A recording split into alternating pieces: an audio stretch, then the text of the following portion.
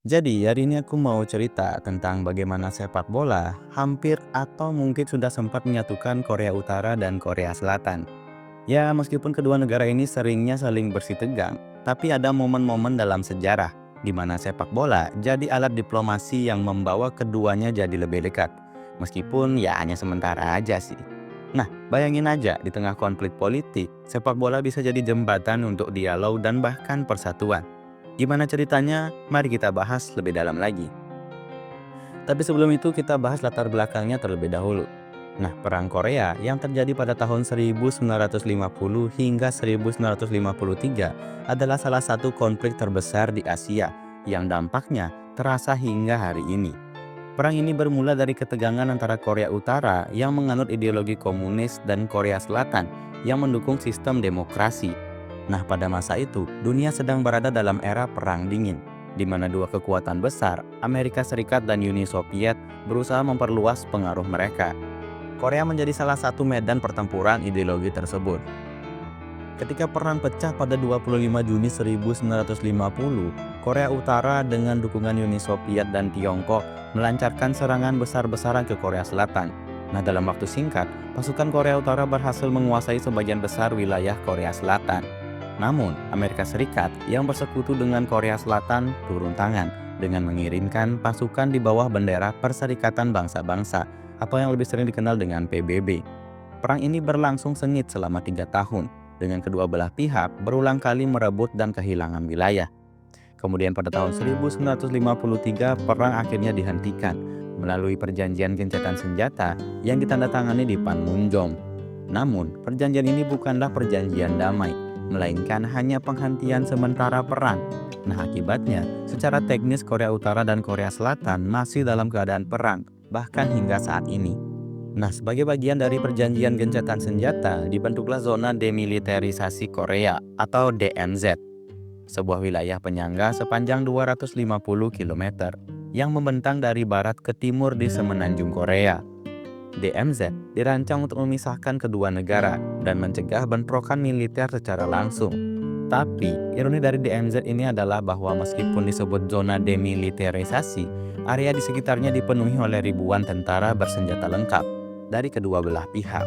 Di sisi utara, Korea Utara membangun sistem pemerintahan yang sangat tertutup di bawah kendali dinasti Kim, dimulai dari Kim Il-sung hingga Kim Jong-un. Sementara itu, Korea Selatan berkembang menjadi negara demokrasi dengan ekonomi yang lebih maju. Ketegangan ini tidak hanya terlihat dalam bidang politik dan militer, tetapi juga meresap ke dalam aspek sosial dan aspek budaya. Banyak keluarga yang terpisah akibat perang tidak pernah bisa bertemu kembali. Program reuni keluarga sesekali dilakukan, tetapi sangat terbatas dan penuh dengan emosi. Dan kemudian pada tahun 1978, Asian Games di Bangkok, Thailand, menjadi momen penting dalam sejarah hubungan Korea Utara dan Korea Selatan. Yang dimana dalam turnamen ini, untuk pertama kalinya tim nasional sepak bola dari kedua negara bertemu di panggung internasional. Pertandingan ini bukan hanya sebuah kompetisi olahraga, tetapi juga sebuah pertandingan simbolis yang membawa beban politik dan nasionalisme yang sangat besar. Bagi Korea Utara, pertandingan melawan Korea Selatan adalah kesempatan untuk menunjukkan superioritas mereka sebagai negara yang mandiri dan kuat, terutama di bawah kepemimpinan Kim Il-sung. Sementara itu, bagi Korea Selatan, laga ini adalah cara untuk membuktikan bahwa sistem demokrasi mereka dapat menghasilkan keberhasilan, bahkan sampai di lapangan sepak bola. Nah, pertandingan tersebut berlangsung dengan intensitas yang cukup tinggi, baik di lapangan maupun di luar lapangan. Para pemain dari kedua belah pihak membawa semangat juang yang luar biasa, tidak hanya untuk kemenangan olahraga, tetapi juga untuk membela kehormatan negara masing-masing. Media internasional pun menyoroti laga ini sebagai pertemuan dua negara yang terbelah oleh ideologi, dan pertandingan tersebut menjadi bahan diskusi global. Pertemuan ini dianggap sebagai cerminan dari ketegangan politik yang sudah berlangsung selama lebih dari 2 dekade. Meskipun pertandingan tersebut akhirnya dimenangkan oleh salah satu pihak. Namun, di balik persaingan ketat, pertandingan tersebut juga membuka peluang untuk diplomasi. Nah, untuk pertama kalinya, pemain dan ofisial dari kedua negara berbagi ruang yang sama, bertukar pandangan, dan berinteraksi dalam kapasitas yang lebih manusiawi. Meskipun hubungan antar negara tetap dingin, momen ini menjadi langkah kecil menuju kemungkinan komunikasi yang lebih lanjut di masa depan.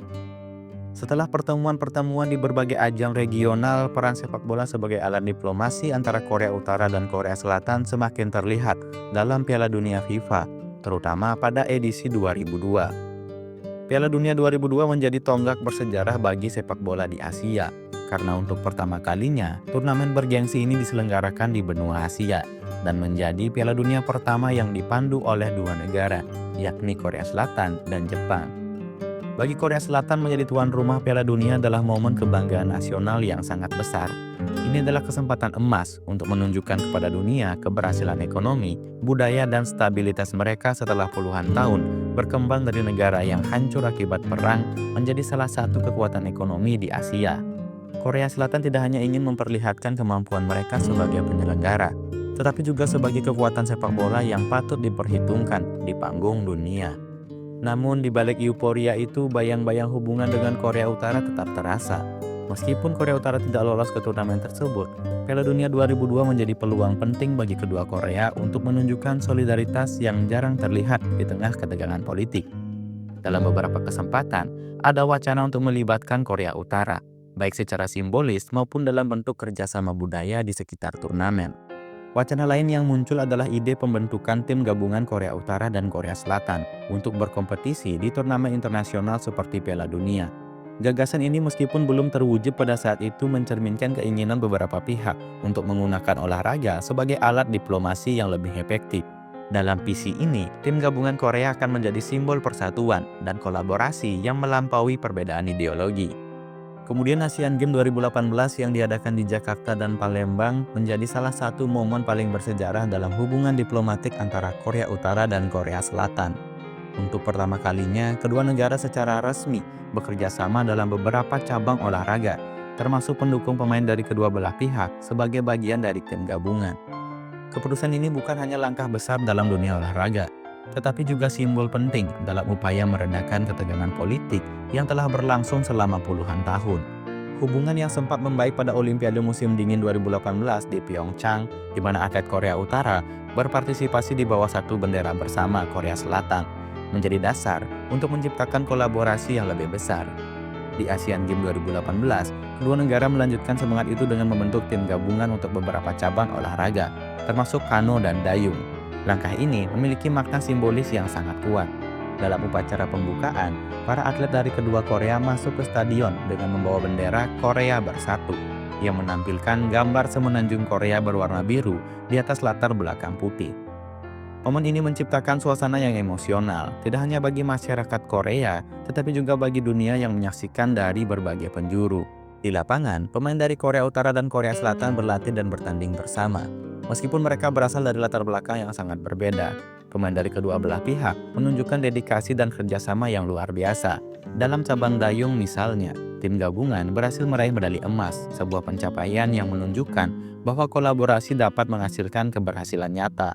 Namun pada pertandingan kualifikasi Piala Dunia tahun 2022 yang berlangsung pada Oktober 2019 menjadi momen di mana ketegangan kembali muncul.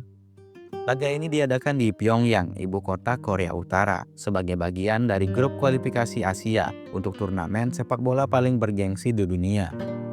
Namun, pertandingan ini jauh dari suasana yang meriah yang biasanya mengiringi pertemuan dua rival negara.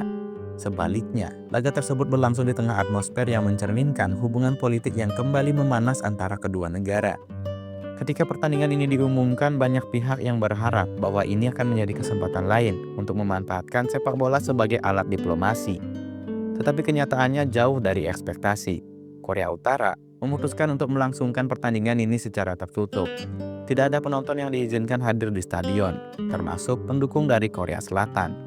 Media internasional juga tidak diizinkan untuk meliput pertandingan, dan bahkan siaran langsung yang biasanya diberikan dalam pertandingan kualifikasi FIFA tidak dilakukan. Alhasil, informasi tentang pertandingan ini sangat terbatas, dan laporan resmi hanya tersedia setelah pertandingan selesai. Keputusan untuk mengadakan pertandingan tanpa penonton dan media menimbulkan kritik dari banyak pihak. Hal ini dianggap sebagai langkah yang mencerminkan ketegangan politik yang kembali meningkat pada saat itu. Meskipun hubungan kedua negara sempat menghangat setelah serangkaian pertemuan diplomatik pada tahun-tahun sebelumnya, termasuk momen persatuan di Asian Games 2018. Pertandingan di Pyongyang justru mengingatkan dunia bahwa hubungan antara kedua Korea masih jauh dari kata harmonis. Yang secara teknis, pertandingan tersebut berlangsung dalam suasana yang aneh. Tanpa suara dukungan dari tribun, suasana di stadion terasa dingin dan penuh dengan kecanggungan. Para pemain Korea Selatan yang jarang sekali memiliki kesempatan untuk bermain di Korea Utara melaporkan bahwa pertandingan tersebut sangat menegangkan. Di lapangan, laga berlangsung dengan ketat, tetapi tidak menghasilkan gol. Skor akhir 0-0 tidak hanya mencerminkan ketatnya pertarungan di lapangan, tetapi juga menjadi simbol hubungan kedua negara yang masih buntu. Nah, hingga saat ini, hubungan antara Korea Selatan dan Korea Utara tetap berada dalam keadaan yang kompleks dan fluktuatif, dipengaruhi oleh berbagai faktor politik, ekonomi, dan sosial. Meskipun ada momen-momen diplomasi yang menggembirakan di masa lalu, termasuk pembicaraan yang terjadi pada 2018 dan 2019. Pada awal tahun 2020-an, meskipun ada usaha untuk meredakan ketegangan, terutama dengan adanya dialog yang difasilitasi oleh negara-negara besar seperti Amerika Serikat, hubungan antara kedua negara kembali memburuk. Salah satu faktor utama yang mempengaruhi adalah kebijakan masing-masing negara, terutama dalam hal senjata nuklir dan keamanan regional. Korea Utara di bawah kepemimpinan Kim Jong-un terus memperbarui kemampuan militernya, yang memicu ketidakpercayaan dan ketegangan dengan Korea Selatan dan negara-negara Barat. Sementara itu, Korea Selatan juga berusaha untuk menjaga hubungan dengan sekutunya, terutama Amerika Serikat, yang memiliki kekhawatiran atas program nuklir Korea Utara. Nah, segitu aja cerita tentang Korea Utara dan Korea Selatan yang hampir bersatu di sepak bola. Bagaimana menurut kalian? Jika kalian suka video seperti ini, jangan lupa like video ini, subscribe channel ini, dan sampai jumpa di video berikutnya.